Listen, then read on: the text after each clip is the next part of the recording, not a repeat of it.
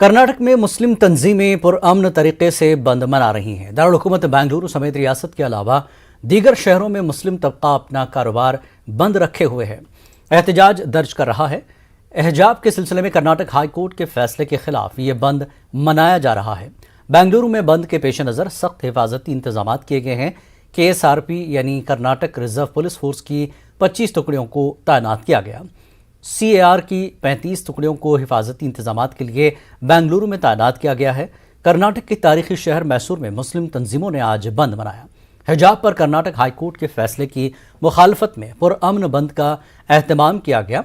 बंद से मैसूर में ऑटो सर्विस भी मुतासर रही। यहाँ के मीनार बाजार, अजीज सेठ रोड, CV रोड, रुबाइया मोहल्ला, शांतिनगर और चंद दीगर इलाकों में बंद का नुमाया असर देखने को मिला। उडुपी में बंद का काफ़ी असर देखने को मिल रहा है। बाजारों में सन्नाटा छाया हुआ है। टुमकुर शहर में हिजाब के लिए जगह जगह एहतजाज देखने को मिला है। 3 अफराद हाथों में प्ले कार्ड लिए एहतजाज कर रहे हैं।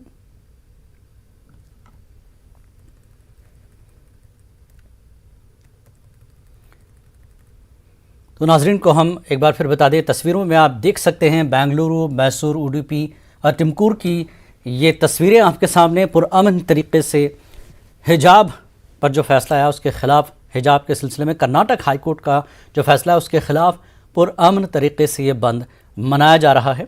और बेंगलुरु में बंद के पेश नज़र सख्त हिफाजती इंतजाम किए गए हैं। चारों तस्वीरों में आप देख सकते हैं कि पुरअमन तरीके से सारा बाजार बंद है, सन्नाटा छाया हुआ है।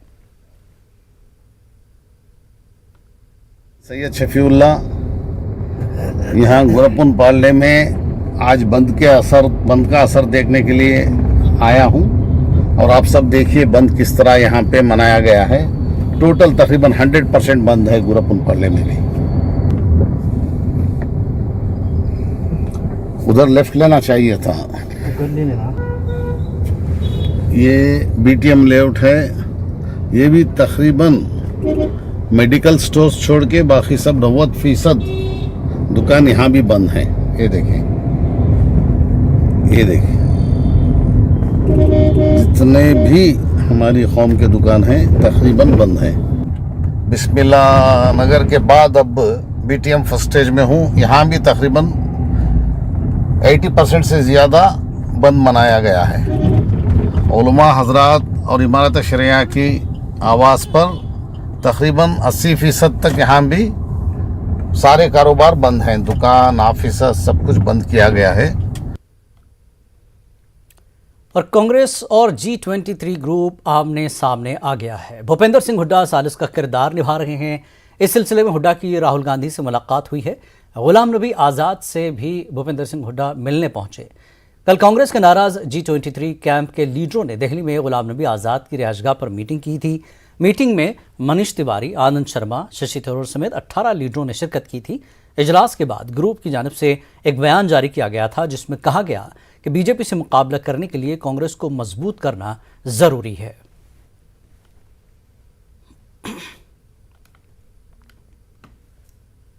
हमारे साथ कांग्रेस का वरिष्ठ नेता और लोकसभा में कांग्रेस के नेता अधीर चौधरी से बात करते हैं। दादा, आप लोगों की कांग्रेस वर्किंग कमेटी की मीटिंग भी हुई, सभी विषयों पर चर्चा भी, उसके बाद भी कल जो सो कॉल्ड ग्रुप G23 है उनकी बैठक, जो आपके घर के सामने ही गुलाम नबी घर है, वहां पर बैठक चली थी। जिन लोगों ने कांग्रेस पार्टी के अंदर डेमोक्रेसी की बात करते हैं वो खुद डेमोक्रेसी की धज्जियां उड़ाते हुए अलग गुट बनकर, अलग खेमे बनकर कांग्रेस पार्टी की खिलाफत कर रहे हैं, कांग्रेस पार्टी के नेतृत्व की खिलाफत कर रहे हैं। जबकि हमारे नेत्री मैडम सोनिया गांधी जी सबको खुलेआम ये न्योता दे रहे हैं कि अगर किसी को कहीं से कोई नाराजगी रहे तो खुले हमारे साथ चर्चा कर सकते हैं, हमारे साथ आलोचना मतलब वार्ता कर सकते हैं। लेकिन ये लोग का मकसद कुछ अलग है। ये डेमोक्रेसी की बात करते हुए कांग्रेस पार्टी की आम लोगों के सामने कांग्रेस पार्टी की जो छवि, ये छवि को धूमिल करना चाहते हैं और साथ साथ इस तरीके की हरकत के दौरान कांग्रेस पार्टी की और कमजोर करने का प्रयास कर रहे हैं। ये बड़ी दुख की बात है कि ये सारे जाने माने लीडरों हैं, कई सालों से कांग्रेस पार्टी की बड़े बड़े पद संभाले हैं। इन लोगों को खुद हमसे ज्यादा जानकारी होंगे कि कैसे ये सारे वरिष्ठ नेताओं ने अपने अपने पद अलंकृत किए थे और कौन सा डेमोक्रेसी के दौरान इन लोगों को कभी मंत्री पद मिला, कभी एमपी पद मिला। ये कौन सा डेमोक्रेसी के दौरान, ये इन लोग से मैं पूछना चाहते हैं। इन लोगों को नेता बनाने के लिए क्या सीडब्ल्यूसी में कोई मीटिंग बुलाई गई थी? इन लोग को अगर लगे कि वो कद्दावर नेता है और इन लोग को ये लगे कि हिंदुस्तान में कांग्रेस पार्टी को और मजबूत करने के लिए उनके पास दम है, ताकत है, ज्ञान है, तो क्यों ना कांग्रेस पार्टी की, अपने पार्टी की खुद जो चुनाव हो रहे हैं, पार्टी के जो चुनाव, उसमें क्यों ना ये शामिल होते हैं और लड़ते हैं और अपने लड़ने की बदौलत क्यों ना बड़े पद हासिल करके कांग्रेस को नया दिशा दिखा रहे हैं। पार्टी की बाहर, पार्टी की जब अंदरूनी मसला चर्चा करके सुलझा जाते हैं, सारे मौका दिया गया है लोगों को, लेकिन ये एक बहाना बनाते हुए, हर एक बहाना बनाते हुए चर्चा से वो हटकर बाहर मीडिया वालों को और खासकर ये दिखाना चाहते हैं कि कांग्रेस से और कुछ नहीं होने वाला है। न्यूज 18 से बातचीत के लिए शुक्रिया। वीडियो जर्नलिस्ट सत्यप्रकाश के साथ रवि सिसोदिया, न्यूज 18 दिल्ली। अयोध्या में इंसानियत को शर्मसार करने वाला वाकया पेश आया है। यहां एक 7 साल बच्ची की इस्मत रेजी का वाकया पेश आया। मुतासरा को अस्पताल में दाखिल कराया गया है, जहां उसकी हालत नाजुक बताई जा रही है। पुलिस ने नामालूम शख्स के खिलाफ मामला दर्ज करते हुए तहकीकात शुरू कर दी है। इंफॉर्मेशन मिली है पुलिस को कि एक बच्ची जिसकी उम्र 7 साल बताई जा रही है, उसके साथ दुष्कर्म की घटना बताई जा रही है और बच्ची को इंजरी है। उसको इलाज हेतु हॉस्पिटल भेजा गया है। अभी ये मामला अज्ञात में है, अभी किसी के बारे में भी जानकारी नहीं मिली है। हम लोग घटना की छानबीन कर रहे हैं। जल्दी घटना का अनावरण और जो भी इसमें दोषी पाए जाएंगे उनकी गिरफ्तारी की जाएगी। मेडिकल एग्जामिनेशन उसका हो रहा है। सारे फैक्ट्स एविडेंसेस के आधार पर हम लोग घटना का अनावरण करेंगे। जो भी इसमें दोषी आएंगे उनको कड़ी से कड़ी उनके विरुद्ध कार्रवाई सुनिश्चित करेंगे। आते हुए तुमने बच्चे को नहीं देखा ना? नहीं, हम नहीं देखे। वो गेट आते हुए ना? नहीं, वो खड़ा से आती देखा है। इधर से आई है तो हम इधर से आई होंगी ना? हाँ, ये कोने कोने आई है बच्ची, तो हमारे प्रिंस खेलता रहा है तो उन्हें देखा है कि मम्मी बच्ची बंदर कर लिया, तो हमारे कल्लू भागा, कमलेश भागा। सामने से इधर उधर से तुमने? हमने तो गेटे में देखा है, हमारा लड़का देखा है, छोटा वाला। गेट बंद था, खुला था उस टाइम? नहीं, बंद रहा है। ताला लगा हुआ था? हाँ, ताला लगा। भिवंडी से समाजवादी पार्टी के रुकन असेंबली रईस शेख ने रियासत महाराष्ट्र में मुसलमानों की तरक्की के लिए research, training and human development institute कायम करने का मुतालबा किया। महाराष्ट्र असेंबली में ये मुतालबा किया गया। रईस शेख ने नायब वज़ीर आला और वज़ीर मालियात अजित पवार को मुखातिब करते हुए कहा कि जिस तरह रियासत में पसमानदा तबकात की तरक्की के लिए भारतीय और भारतीय तंजीमों के जरिए मदद की जा रही है, उसी तरह मुसलमानों की तरक्की के लिए research, training and human development institute तश्कील दिया जाए। आज सम्मानीय अमीन पटेल जी ने मुस्लिम रिजर्वेशन के ऊपर बात की। मुस्लिम रिजर्वेशन में इसी सदन में हमने और जनाब अबू आसिम आजमी ने धरना भी किया है, लेकिन रिजर्वेशन के ऊपर जो सरकार की यहां पर नीति थी उससे मुस्लिम समाज एक तरह से बहुत नाराज है और एक तरह से उसके साथ एक नाइंसाफी हो रही है। लेकिन अगर इस बजट के अंदर आप देखें तो जो संस्थाएं शासन ने सपोर्ट की है, चाहे सारथी हो या भारती हो, उससे उन समाजों को न्याय मिल रहा है। दादा, आपने 250 करोड़ सारथी को दिया हुआ है, 250 करोड़ भारती को दिया हुआ है। मेरा आपसे निवेदन है, अगर आप चाहते हैं कि मुस्लिम समाज आगे बढ़े, मुस्लिम समाज का युवा आगे बढ़े दादा, तो आपको उसी तरह की एक संस्था बनानी होगी दादा। मैं आपसे निवेदन करता हूं कि मौलाना आजाद के नाम से या doctor APJ Kalam research and human resource institute आप बनाइए दादा। हमारे बच्चे दादा हमारे कार्यालय में आके फीस के लिए आज तड़प रहे। कोविड के अंदर मैं इतना डेटा दे सकता हूं दादा आपको कि मुस्लिम समाज पीछे है। अलग अलग कमिटीज ने अपनी रिपोर्ट दी है, लेकिन अगर आप पहल करके ये इंस्टीट्यूशनल मैकेनिज्म बनाएंगे तो यहां खड़े रह के किसी रईस को रिजर्वेशन मांगना नहीं पड़ेगा। दादा डेटा तो बहुत है, सारथी भारती ऐसी संस्थाओं ने उन समाजों को आगे बढ़ाया। दादा मैं आपसे निवेदन करता हूं कि आप इस पर ध्यान दें। मध्य प्रदेश हुकूमत ने रियासत के सरकारी मुलाजमीन को होली का तोहफा देने का फैसला किया है। वज़ीर आला शिवराज सिंह ने सरकारी मुलाजमीन के डीए में 31% इजाफा किए जाने का ऐलान किया है। वज़ीर आला शिवराज सिंह ने हालांकि गुज़श्ता 2 सालों में सरकारी मुलाजमीन का डीए नहीं बढ़ाए जाने का सबब कोरोना कहर की मुश्किलात को करार दिया और इमसाल अप्रैल से सरकारी मुलाजमीन के डीए की अदायगी का भी ऐलान किया है। लेकिन सरकारी मुलाजमीन हुकूमत के जरिए डीए में इजाफे का ऐलान करने और दूसरे मुतालबात पर गौर नहीं किए जाने से अब भी नाराज हैं और उन्होंने होली के बाद अपने मुतालबात को लेकर बड़े पैमाने पर एहतजाज का फैसला किया है।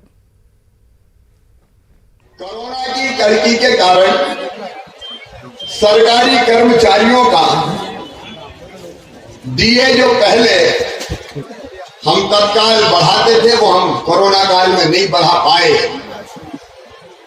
लेकिन अब शासकीय कर्मचारियों का डीए बढ़ा के 31% किया जाएगा और ये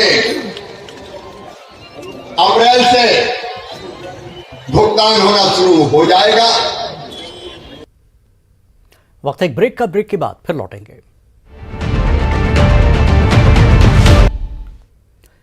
खबरनामे में एक बार फिर आपका खैर मकदम है। बिजली के फ्लीट रेट की सहूलत को खत्म किए जाने के बाद दिसंबर 2019 से परेशान हाल मेरठ का बुनकर तबका बिजली बिल में दी जाने वाली रियायत के सियासी जमातों के वादे पर सब्सिडी मिलने की उम्मीद कर रहा था। खासतौर पर समाजवादी पार्टी के सियासी मंशूर में किए गए वादे के बाद योगी हुकूमत के घरेलू बिजली बिल आधे किए जाने के ऐलान पर मेरठ के बुनकर तबके में भी पावरलूम सनत के लिए बिजली बिल में रियायत की उम्मीद जगी थी। अब जबकि सूबे में एक बार फिर से बीजेपी की हुकूमत बनने जा रही है, बिजली बिल के फ्लीट रेट को लेकर मेरठ की बुनकर तंजीमों ने भी अपनी कोशिशें तेज कर दी हैं। इसी सिलसिले में मेरठ के बुनकर नगर इलाके में मुनक्किदा बुनकर तंजीमों की मीटिंग में लिए गए फैसले और तय किए गए लाहमल के मुताल्लुक से तंजीम के जिम्मेदारान से बात की हमारे नुमाइंदे तंजीर अंसार ने। के ताल्लुक से अपनी खास पहचान रखने वाला मेरठ इस वक्त जो बुनकर हैं वहाँ के वो बिजली के फ्लैट रेट को लेकर 2019 से परेशान हैं। बिजली के फ्लैट रेट के लिए इनकी जद्दोजहद जारी है। ये उम्मीद कर रहे थे कि सरकार ने जिस तरह से वादा किया था शायद उस पर अगर समाजवादी हुकूमत बनती तो फ्लैट रेट फिर से होते, या फिर अगर बीजेपी की हुकूमत भी आई है तो अब उनके मुतालबात उस हुकूमत से किस तरह से हैं, इसके लिए जो यहाँ पर बुनकर तंजीमें हैं उन्होंने अपनी एक मीटिंग की और इन तमाम पहलुओं पर जो है वो चर्चा इस मीटिंग में की गई है कि किस तरह से अपने मुतालबात अब इसको लेकर रखे जाएंगे कि इस सनत को आगे फ़रोग मिले। इस वक्त हमारे साथ बुनकर विकास समिति के अध्यक्ष भी मौजूद हैं यहाँ पे। अभी भाई क्या आप लोगों के मुतालबात रहे हैं और अब जो नई गवर्नमेंट बन रही है उसको लेके क्या तासुरात? देखिए, जो हमारे तासुरात अब से इसी सरकार से जो 4 दिसंबर 2019 को उन्होंने हमारे फ्लैट रेट को ख़त्म करने का एक आदेश जारी किया था, वही हमारी जिद्दोजहद है और हम यही मांग करते हैं कि हमारे इस फ्लैट रेट को जारी रखा जाए। और इस सरकार से भी हम पूर्ण आशा रखते हैं और विश्वास रखते हैं कि इस उद्योग को जिंदा रखने के लिए वो भी हमारी बातों को सुनेगी और इससे फ्लैट रेट जारी रखेगी। कितनी जद्दोजहद इसके लिए की और कितने ऐसे परिवार हैं जो इससे मुतासिर होंगे? इससे तो आधा शहर मुतासिर होगा, क्योंकि इस बुनकर से जो तमाम और परिवार जुड़े हुए हैं जो इससे माल खरीदना है, बेचना है, तो और इसमें लेबर का काम करते हैं, वो सारे इससे जो आधा शहर इससे मुतासिर होगा। इतने परेशान है कि अगर सरकार ने हमसे फिर जो है रीडिंग से बिल लिया तो हमें मकान और रूमें बेच करके जो है हम उसे चुका नहीं पाएंगे। इसलिए हम जो है इतने परेशान हैं कि हम अपना कारोबार नहीं कर पा रहे। धागे की उस कदर महंगाई है, इधर बिजली की मार, ऊपर से जो है धागे की जो महंगाई से जो है हम जो है मौत और ज़िंदगी से जूझ रहे हैं। बहुत जो ऐसे परिवार भी जुड़े हुए हैं इनसे जो कि कारीगर हैं, जो कि जाके पावर लूम्स में काम करते हैं। ऐसे कितने ख़ानदान होंगे और किस तरह से वो लोग अपनी रोज़ी रोटी चला रहे थे? क्योंकि अभी कोविड भी आया, फिर उसके वजह से भी बंद रहा और बिजली का भी, और 20 महीने का बकाया जो अभी है उसको कैसे करेंगे? कम से कम 20,000 लोग इससे जुड़े हुए हैं जो कारीगर के इसमें काम करते हैं और उनके लिए पहले ही रोजी रोटी का संकट था। और इस बार ये जो सरकार आई है, हमें हालांकि उम्मीद है कि हमें इसमें रिलीफ मिलेगी, राहत मिलेगी, लेकिन उनको चाहिए कि जो उनको फ्लैट रेट पर पहले बिजली मिल रही थी उसके आधार पर बिजली मिलनी चाहिए। अभी भाई, जो आप लोगों की एक डिमांड समाजवादी गवर्नमेंट में थी और वो फ्लैट रेट हुआ, अब इस गवर्नमेंट से आप लोगों की क्या डिमांड है और कितनी उम्मीद आप कर रहे हैं और कितना रेट होना चाहिए? क्या एक जायज़ मांग आप रखेंगे? देखिए, इस सरकार ने हमें जब हमारी मीटिंगें हुई सचिवालय में, तो उन्होंने ये कहा कि साहब हमारा बजट जो बुनकरों के लिए है वो 150 करोड़ रुपए है। उन्होंने कहा कि ये हमारा जो बुनकर जो बिजली इस्तेमाल हो रही है तो वो हमारा 800 करोड़ रुपए के करीब है जो उसका बिल जाता है। तो पहली बात तो हमने मांगी उसमें रखी थी कि साहब देखिए, इस पर एक दुरुपयोग हुआ है, उनकी एक जांच सीबीआई होनी चाहिए कि कहाँ किस विभाग ने उनको बुनकरों के अलावा भी उस बिजली का इस्तेमाल किया और इल्ज़ाम बुनकरों पर आया। मेरठ की कपड़ा सनत अपने आप में ख़ास पहचान रखती है, लेकिन अगर बुनकरों को फ्लैट रेट पे बिजली मिलेगी और उनको सहूलियत दी जाएगी तभी ये सनत आगे बढ़ सकती है। 2019 में जब फ्लैट रेट का सिस्टम ख़त्म किया गया बुनकरों के लिए और उसके बाद पेंडेमिक जो हुआ, कोरोना काल जो आया, तो उसमें बुनकर बर्बाद हुए। अब हालात ऐसे हैं कि बहुत से बुनकर मेरठ में ही जो है वो अपनी पावर लूम बेचने को मजबूर हैं और एक पावर लूम से कई ख़ानदान जुड़े होते हैं जिनका रोज़गार चलता है। नई सरकार से बुनकरों को भी यही उम्मीद है कि उनके हक़ में बेहतर फैसले लिए जाएंगे ताकि मेरठ की सनत को बचाया भी जा सके और कारोबार से जुड़े लोगों तक रोज़गार भी मुहैया कराया जा सके। तंजीर अंसार, न्यूज़ 18, मेरठ। हिंद चीन के बीच LAC पर कशीदगी के दरमियान चीनी वज़ीर ख़ारजा विंग ई आइंदा हफ्ते हिंदुस्तान का दौरा कर सकते हैं। ज़रा के मुताबिक 24 मार्च को चीनी वज़ीर ख़ारजा हिंदुस्तान का दौरा कर सकते हैं। हालांकि इस दौरे के ताल्लुक से अभी सरकारी तौर पर कोई तस्दीक नहीं की गई है। माना जा रहा है कि चीन की जानिब से बाहमी मुज़ाकरात की तजवीज़ पेश की गई है। रवां साल ब्रिक्स यानी ब्राज़ील, रूस, हिंदुस्तान और जनूबी अफ्रीका का इजलास चीन में है। इस इजलास में चीन वज़ीर आज़म नरेंद्र मोदी की शिरकत चाहता है। ब्रिक्स इजलास से कबल चीन साजगार माहौल बनाने के लिए बाहमी मुज़ाकरात का अमल शुरू करने का ख्वाहिशमंद है।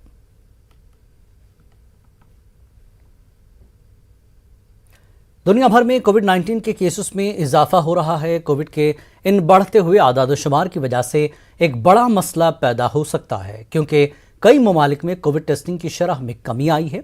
ऐसे में आलमी इदारे सेहत ने दुनिया भर के ममालिक को वायरस से चौकन्ना रहने की तंबीह की है। WHO ने कहा कि गुज़श्ता एक माह से दुनिया भर में कोविड केसेस में कमी आई है, लेकिन गुज़श्ता हफ्ते से एक बार फिर कोरोना केसेस बढ़ रहे हैं।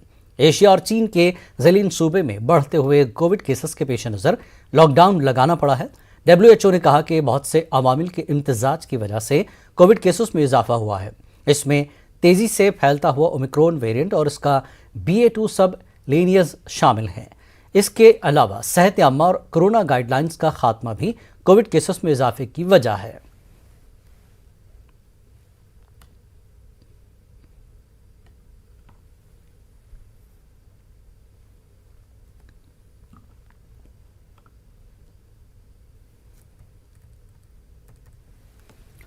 यूक्रेन पर रूसी जारहियत का सिलसिला जारी है। चेरनीहेव, मरफा, केफ, मारिपोल में रूस ने ताज़ा हमले किए हैं। चेरनीहेव में किए गए हमले में 13 शहरी हलाक हो गए हैं। ये लोग रोटी लेने के लिए कतार में खड़े थे।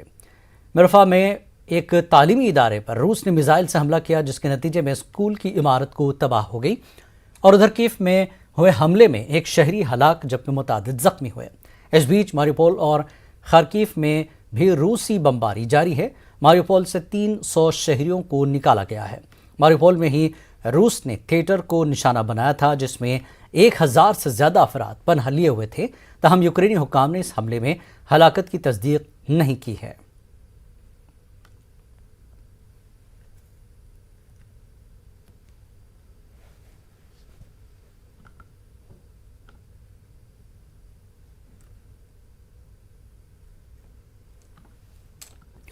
ICRISAT ने इंडिया यूरोपीय यूनियन के प्रोजेक्ट के तहत गंदे पानी को ट्रीट करने का बीड़ा उठाया है, जो कि वेलटेनियंस की शक्ल में नजर आते हैं। मुल्क भर में तकरीबन 30 ऐसे वेटलैंड्स बनाए गए हैं, जिनमें से 3 तेलंगाना में है। आइए देखते हैं मिशन पानी की ये report.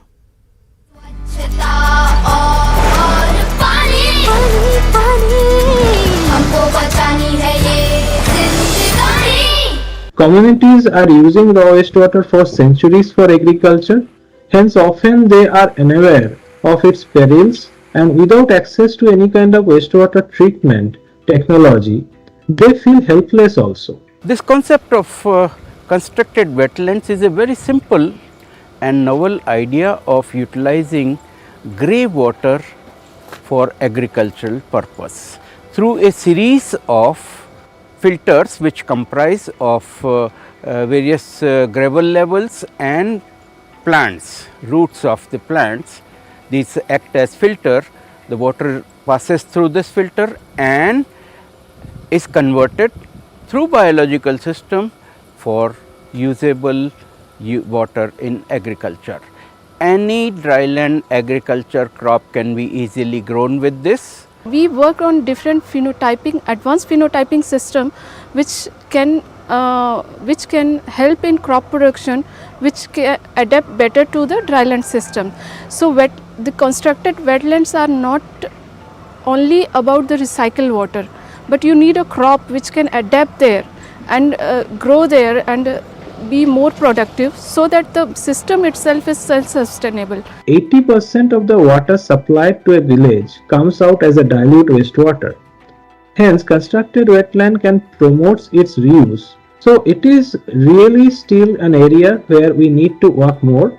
Awareness generation and capacity building make communities involved and embrace the technology.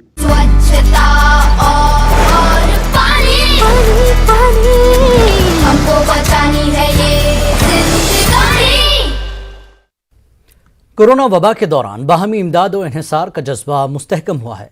मुल्क इस वबा से मुत्तहिद होकर मुकाबला कर रहा है। टीकाकारी के ऐलान के बाद हम बेहतर ताउन करें, जिससे हम कोरोना को मात देने की जानिब कदम बढ़ा सकें। नेटवर्क 18 इस मुहिम में हर कदम पर आपके साथ रहेगा। जब तक सभी महफूज नहीं, तब तक कोई महफूज नहीं होगा। इसी सोच की बुनियाद पर हमारी मुहिम संजीवनी का मकसद ये यकीनी बनाना है कि वैक्सीन पाना सभी हिंदुस्तानियों का हक है।